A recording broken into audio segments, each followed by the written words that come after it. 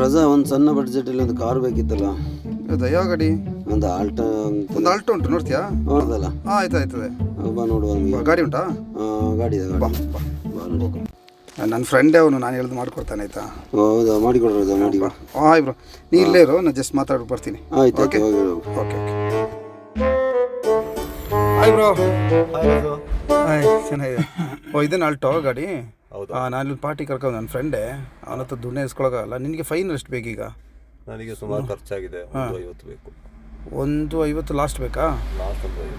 ಹೌದಾ, ಓಕೆ. ನಾ ಈಗ 170 ಹೇಳ್ತೀನಿ, 20 ನನಗೆ, 1.25 ನಿನಗೆ. ಓಕೆನಾ? ಡೀಲ್ ಅಲ್ಲ?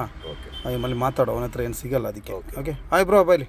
ಗಾಡಿ ನೋಡು ಸಪಿ, ಗಾಡಿ ನೋಡು. ನಂಬರ್ಗೆ ಕೊಡಬೇಕು 20,000, ಹಂಗೆ ಉಂಟು. ಇದು ನನ್ನ ಫ್ರೆಂಡು.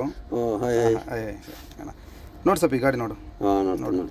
ಡಸ್ಟ್ ಏನಿಲ್ಲಲ್ಲ, ನೋಡು. ಚೆನ್ನಾಗುಂಟು. ಚೆನ್ನಾಗಿದೆ ಸಪಿ ಬೋನಟ್ಟು. ಸಪಿ ಗಾಡಿ ನೋಡೋದಲ್ಲ, ಹೆಂಗುಂಟು?